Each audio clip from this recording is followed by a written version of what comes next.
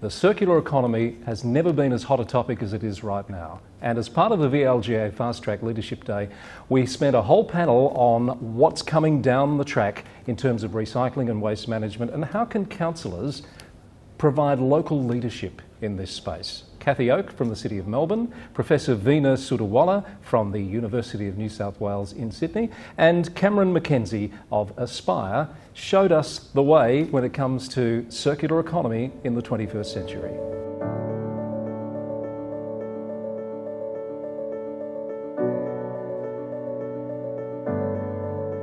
So at the City of Melbourne, we released our waste and resource recovery strategy about the same time that the resource and I guess recycling crisis happened in Victoria. So it was really interesting timing.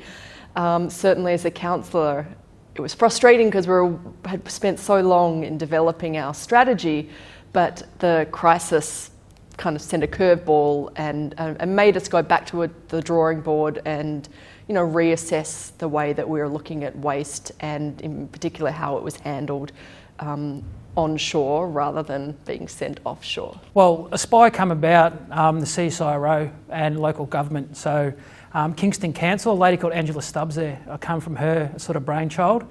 She was always doing something in the space of working with businesses for sustainable business models and for businesses to exchange waste and excess resource. So primarily it comes from local government. I think for councils and businesses to be really, really successful and really adopt circular economy, they've got to actually stop and think about the bigger holistic picture around supply chains, around production of products and materials that actually have a real market value.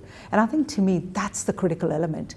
Thinking about circular economy in a broader context, being innovative, is really important. Certainly, the waste and resource recovery strategy at the City of Melbourne is complex because waste is complex and in a capital city it's more so. In terms of changing the way that we made decisions as a result of the recycling crisis in Victoria, I like to think that it certainly made it difficult, but I don't think it stopped the approach that we're on already, like understanding the circular economy better is a feature of our waste and resource recovery strategy.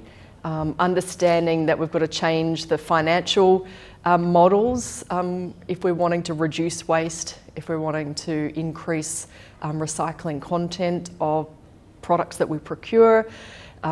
Working with our community to change behaviour, because ultimately it doesn't really matter about the resource or the recycling crisis if people aren't starting to reduce their consumption in the first place. So certainly I'd like to think that the crisis impacted us, but we were already thinking about the bigger picture before it happened. Well, Aspire is very unique. Obviously, one, it was built in Australia for Australians. It come from the federal government initiative as well as local government. It really works with councils, which makes it different. And the thing that makes Aspire probably very unique is our business model. We're very unique with that. So we're not commission based. So we're not like an eBay or clip the ticket, so to speak. We're subscription based. So a council, a business can use as many times as they want without having to go around. So it actually creates us a little bit more sticky than everyone else. Supply chains are absolutely at the heart of circular economy, because if you think about it, what we are really doing is we're saying we need to value our materials, keep our materials in our economy for as long as possible. That means we can actually look towards what's now currently ending up in landfill and why is that the case? Can we not put it into our production?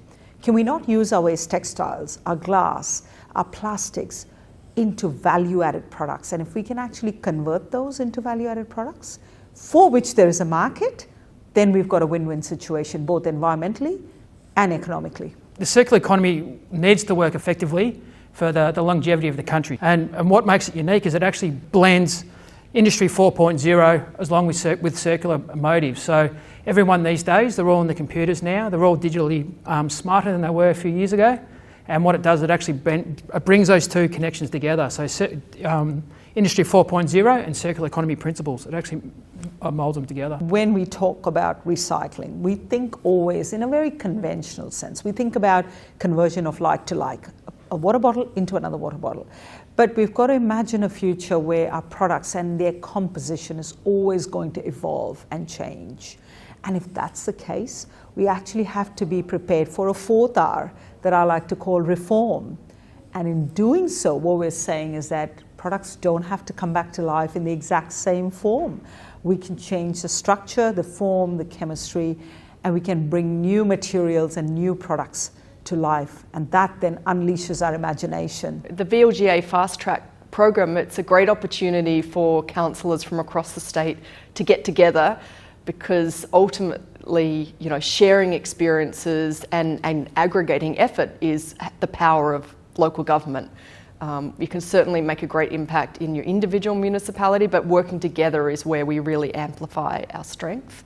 And talking about issues around waste and resource recovery and the circular economy with cities not only in Victoria but internationally through programs like ICLEI I think is really quite exciting. And you learn a lot from other cities, but it's important to then realise or understand how how the success elsewhere could be replicated in your neighbourhood. If you'd like to be part of the VLGA FastTrack Leadership Program for councillors next year, keep an eye on the VLGA website for more information.